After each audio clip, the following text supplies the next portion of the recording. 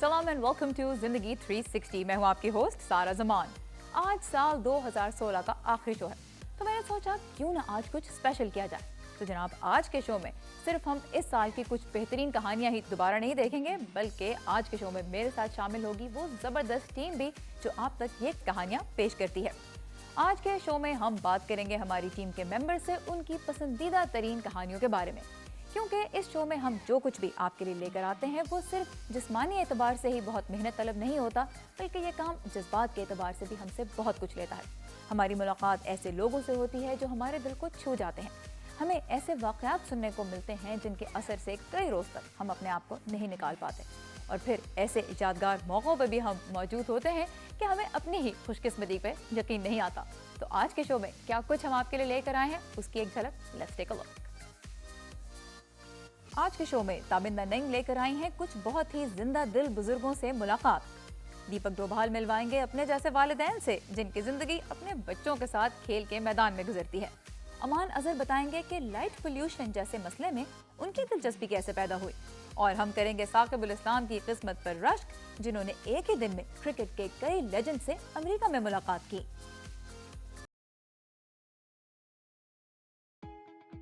शुरू करते हैं ताबिंदा नईम से, जो हमें एक ऐसी जगह पे लेके गईं जहां अमेरिका में रहने वाले पाकिस्तानी और भारतीय बुजुर्ग आते हैं नए दोस्त बनाने। तो पहले चलकर उनसे मिलते हैं और फिर ताबिंदा नईम से पूछेंगे कि इन बुजुर्गों से मुलाकात ने उनके दिल को कैसे छुआ। कहानी आपने देखी, ताबिंदा नईम इस वक्त हमारे साथ है। ताबिंदा, बहुत ही इमोशनल कहानी थी और आई एम श्योर कि हमारे व्यूअर्स के दिल को भी उसने छुआ। आपको किस तरह से इस कहानी ने अफेक्ट किया? इस कहानी ने कैसे अफेक्ट किया, इसमें जो लोग थे उन्होंने कैसे अफेक्ट किया, कहानी इटसेल्फ में मुझे बहुत क्यूरियोसिटी थी इस कहानी को करने की इस मुल्क में। और जब से हम यहाँ हैं मुख्तलिफ़ तरीक़ों से हम कहीं ना कहीं ये कहानी को टच करते हैं, क्योंकि हम बहुत से बुज़ुर्गों को देखते हैं जो वहाँ से आते हैं यहाँ, और वो किस तरह की ज़िंदगी गुजार रहे हैं, उनको क्या चीज़ें उनके लिए क्या इस माशरे के अंदर है।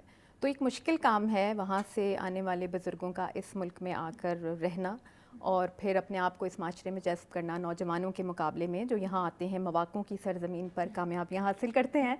लेकिन बुज़ुर्गों के लिए यहाँ पर क्या है वो सब हम एक्सप्लोर कर रहे थे, और जो पॉजिटिव, जो हमें जो बहुत अच्छी ज़िंदगी के करीब लाने वाली बातें हमें नज़र आईं इस कहानी में, और जो किरदार हमें नज़र आए उन्होंने मेरे दिल को छुआ। एक चीज़ जो मैंने इसमें नोट की वो ये भी है कि फिर हमें थोड़ा सा कल्चरल डिफरेंस भी नज़र आता है कि पाकिस्तान में और यहाँ पे हम बुज़ुर्गों को जिस तरह से देखते हैं उसमें थोड़ा फ़र्क है। पाकिस्तान में ये है कि जी बुज़ुर्ग हैं, बहुत अच्छी बात है, लेकिन उनकी ज़िंदगी का जो महवर है वो अब उनके ख़ानदान वाले हैं। यहाँ पे इट्स डिफरेंट। हाँ, ये कल्चरल फ़र्क है बहुत बड़ा। हमारे माशरों में, पाकिस्तान में, इंडिया में ख़ानदान सबसे अहम होता है, फ़र्द उसके अंदर, उसके दायरा कार के अंदर होता है। इस माशरे के अंदर फ़र्द की आज़ादी और फ़र्द की अपनी शख्सियत, उसकी इंडिविजुअलिटी सबसे अहम है। और हमारे बुज़ुर्ग जब वहाँ से इस माशरे में आकर रहते हैं और रहने की कोशिश कर रहे होते हैं, जो कि एक मुश्किल कोशिश होती है उनके लिए, नो डाउट, लेकिन वो जब इस माशरे में जज़्ब करने की कोशिश कर रहे होते हैं और वो अपने कामयाब बच्चों के साथ रह रहे होते हैं और उनको हर सहूलत, हर फैसिलिटी मैसर होती है, तो फिर वो पहली बार अपनी इंडिविजुअलिटी को एंजॉय करने की कोशिश भी करते हैं। और वो ये सीखते हैं कि उनके बच्चों की ज़िंदगियों से अलग भी उनकी अपनी एक ज़िंदगी है जिसको वो एंजॉय कर सकते हैं, जिससे वो लुत्फ़अंदोज़ हो सकते हैं, जिसकी शायद उन्हें मोहलत नहीं मिली थी अपनी पिछली ज़िंदगी के अंदर। तो ये एक पहलू है अमरीकी माशरे का जो पाकिस्तान से, इंडिया से और हमारे मशरक़ी माशरों से थोड़ा सा मुख्तलिफ है, और शायद कुछ स्टीरियोटाइप्स जो हैं उनको तोड़ने की कोशिश भी करता है। ज़बरदस्त, thank you so much Tabinda. और यहाँ पे जनाब प्रोग्राम में वक्त हो रहा है एक बहुत ही छोटे से ब्रेक का, लेकिन मज़ेदार गपशप और दिलचस्प कहानियों का सिलसिला रहेगा जारी, so stay with us.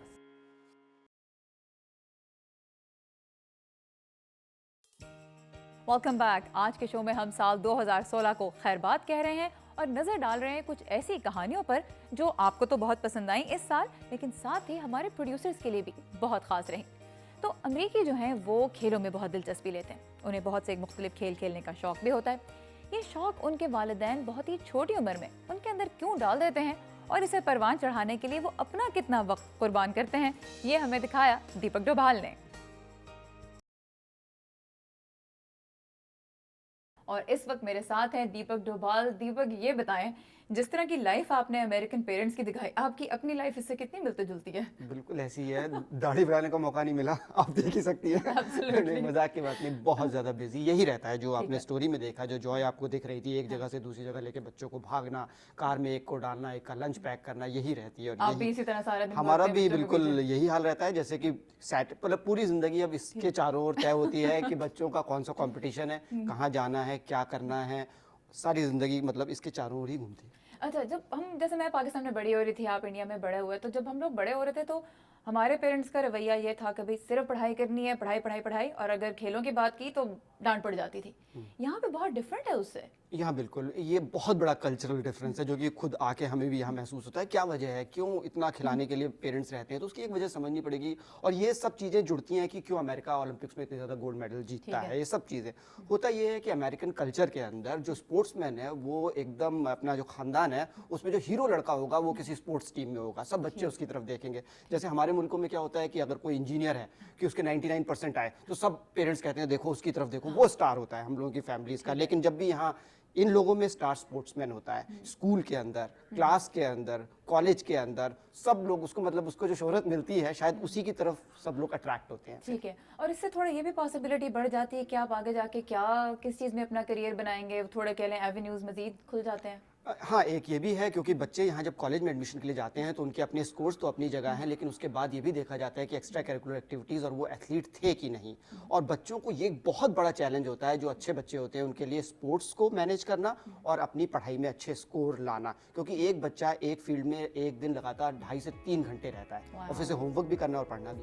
Wow, that's very challenging. Well, thank you so much, Deepak. اور زندگی 360 میں اس سال ہم نے صحت اور سائنس کے بارے میں بھی بہت بات کی, اور ہم نے آلودگی کے بارے میں بھی آپ کے لیے رپورٹس پیش کی, لیکن صرف فضائی یا آبی آلودگی کے بارے میں نہیں, جن کے بارے میں اکثر ہی بات کی جاتی ہے, بلکہ امان اظہر نے ہمیں بتایا روشنی کی آلودگی کے بارے میں.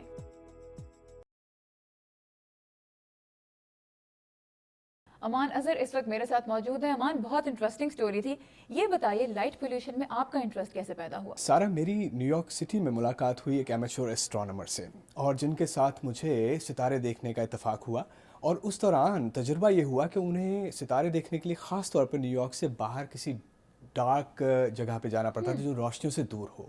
اور اس دن پہلی بار مجھے احساس ہوا کہ ایکچولی روشنیوں کا تو ایک باقاعدہ مسئلہ ہے, اور پہلی دنیا میں ایک پوری تحریک چل رہی ہے ڈارک سکائی موومنٹ کے نام سے, جو کہ یہ بھی دیکھتے ہیں کہ شہروں کی بتیوں کی وجہ سے یا روشنیوں کی وجہ سے پوری دنیا میں اب سکائیز یا رات کا جو آسمان ہے وہ نظر نہیں آتا. اچھا, یہ بتائیں مجھے کہ کیا یہ صرف فرسٹ ورلڈ کنٹریز کا, ڈیولپڈ امریکہ جیسے ملکوں کا مسئلہ ہے, یا ڈیولپنگ کنٹریز کا بھی؟ کیونکہ بہت سے ایسے ملک ہیں پاکستان سمیت جہاں پورا دن بجلی پراپرلی نہیں آتی ہے, کئی دفعہ جاتی ہے, تو وہاں پہ لوگوں کو کیا کرنا چاہیے؟ آپ کی بات ٹھیک ہے. میری اس ویڈیو کے دوران پھر جب یہ ویڈیو میں نے شروع کی ڈارک سکائیز کے حوالے سے, تو میری جو ریسرچر سے ملاقات ہوئی ان کا کہنا یہ تھا کہ ایک خواہش دیکھی جاتی ہے تیسری دنیا میں بھی کہ وہ پہلی دنیا کی طرح نظر آئیں. تو آپ جب کراچی کو دیکھیں یا ممبئی کو دیکھیں تو آپ کو احساس ہوتا ہے کہ وہاں پہ بھی ایک خواہش ہے کہ بہت ساری روشنیاں ہوں شہر کے اندر, برائٹ نظر آئیں. تو ان کا خیال یہ ہے ریسرچرز کا کہ تیسری دنیا کو چاہیے کہ پہلی دنیا کی اچھی باتیں بھی سیکھیں, لیکن اس طرح کے تجربات سے بھی سبق حاصل کریں, کیونکہ پہلی دنیا میں بھی لائٹوں کو کم کرنے پر غور ہو رہا ہے. ٹھیک, یعنی صرف ترقی سے ہی نہیں سیکھیں بلکہ ترقی کے جو کچھ نقصانات بھی بعض اوقات سامنے آتے ہیں ان سے بھی سیکھیں. تھینک یو سو مچ امان. تو یہاں پہ ہم پروگرام میں لیں گے ایک بہت ہی چھوٹا سا بریک, اس کے بعد آپ کی ملاقات ہوگی کرکٹ کے لیجنڈ سے, اور آپ کو ایک ایسا بیٹ دکھائیں گے جس کو عجائب گھر میں ہونا چاہیے. Stay with us. Welcome back. آج کے شو میں کچھ زبردست کہانیاں دیکھنے کے ساتھ ساتھ ہم آپ کی ملاقات کروا رہے ہیں ہماری بہت ہی ٹیلنٹڈ ٹیم کے ممبر سے. تو اب سے کچھ ہی دیر میں ہم ملیں گے ثاقب الاسلام سے, کیونکہ انہوں نے جو کرکٹ آل سٹارز کا ایونٹ کور کیا وہ ایک ایسا ایونٹ تھا جو ان کے لیے تو یادگار تھا ہی, لیکن ہمارے لیے بھی بہت امیزنگ تھا دیکھنا. ہم تھوڑے جیلس بھی ہوئے کیونکہ ثاقب نے کرکٹ کی دنیا کے بہت سے لیجنڈ سے ملاقات کی. اب یہ نہیں پتا کہ وہ یہ ایونٹ اس لیے کور کرنے گئے تھے کیونکہ انہیں کرکٹ سے بہت محبت ہے, یا اس لیے کہ وہ ہمارا دل جلا سکیں, لیکن ایدر وے ثاقب بہت لکی رہے. alright, ثاقب اس وقت میرے ساتھ ہیں. ثاقب, بہت مزہ آیا یہ دیکھ کے ان لیجنڈز کو ایک ساتھ ایک جگہ پہ دیکھنے کا. یہ بتائیں کہ ملنے میں یہ لوگ کیسے تھے؟ بالکل, میں بھی یہی سوچ کے گیا تھا کہ پتہ نہیں کیا ہوگا, اتنے زیادہ اور اتنے بڑے لوگ ہیں یہ لوگ, جن کی 100 मिलियंस ऑफ फॉलोइंग है, लेकिन जब मैं उनसे मिला तो मुझे बिल्कुल आम से लोग लगे, ज़्यादातर लोग, कुछ के है एटीट्यूड होता है ऑफ कोर्स, लेकिन ज़्यादातर जो है, बल्कि मैं बात करूँगा सचिन तेंदुलकर की, ग्लेन मैकग्रा की, रिकी पॉन्टिंग, ये लोग इतने डाउन टू अर्थ और बड़े प्यार से ऐसे मिल रहे थे जैसे आप उनके दोस्त हैं, कंधे पर हाथ रख के बात करना और वैसे हाई फाइव देना, स्टफ लाइक दैट। सो बिल्कुल एक ऐसा नहीं लगा कि मैं किसी ऐसे शख्स से मिल रहा हूँ जो शायद पहली दफा कामयाबियों की बुलंदियों को जिसने छुआ हुआ है, तो इसका मतलब है कि कामयाबी उनके सर को नहीं चढ़ी। हाँ, और मैं इसलिए भी था कि मेरे लिए एक बहुत अनबिलीवेबल, एक नाकाबिल यकीन तजुर्बा था इतने बड़े बड़े लेजेंड्स को एक जगह पे देखना, और फिर एक नॉस्टैल्जिक चीज़ भी थी कि मैं यकीन नहीं कर पा रहा था कि मुझे अमेरिका में न्यूयॉर्क सिटी के अंदर ऐसे वो लोग मिल रहे हैं जिनको देखते हुए, जिनकी गेम्स को, क्रिकेट को देखते हुए मैं बड़ा हुआ, और मैंने कभी सोचा भी नहीं था कि मैं इन सब से मिलूंगा, और अगर शायद मुझे पूरी ज़िंदगी लगती है एक एक करके मिलने में, लेकिन सबसे एक साथ मुलाकात हो गई। और आपने इन यादों को हमेशा के लिए महफूज भी कर लिया। इतने ढेर सारे ऑटोग्राफ्स हैं, किस किस के हैं? बिल्कुल, ये जो आपके हाथ में बॉल है, इस पर सिकलैन मुश्ताक, वसीम अकरम, ग्लेन मैकग्रा, एलन डॉलर जैसे अजीम बॉलर्स के हैं। और ऑफ कोर्स बैट पे अगर आप देखें तो ब्रायन लारा, ऑफ कोर्स उनके ऑटोग्राफ के बगैर मैं आ नहीं सकता था वापस, और Sachin Tendulkar, Ricky Ponting, Jonty Rhodes, Kumara Sangakkara, मतलब इतने नाम है कि मैं बस करें, बस बहुत जला लिया आपने हमें, बहुत दिल हमारा जो है बहुत हम सख्त जेलस हो गए। ये बताएं कि ये तो बिल्कुल एक प्राइसलेस किस्म की आपके पास चीजें हैं, तो कभी कोई खरीदना चाहे आपसे, बेचेंगे कभी? अभी मैं थोड़ा इंतजार करूंगा, ये मेरा रिटायरमेंट प्लान है, थोड़ी कीमत और बढ़ने दे इसकी। फ्यूचर बहुत सिक्योर कर लिया आपने अपना, जबरदस्त। तो गाइस, ये था हमारा आज का शो, साल 2016 का हमारा आखिरी शो। आई होप आपने एंजॉय किया। ये साल आपके लिए कैसा रहा हमें सोशल मीडिया पे ज़रूर बताइएगा। अब इंशाल्लाह नए साल में मुलाकात होगी जो हमारे लिए उम्मीद है बहुत अच्छा साबित होगा। टेक केयर, खुदा हाफ़िज़।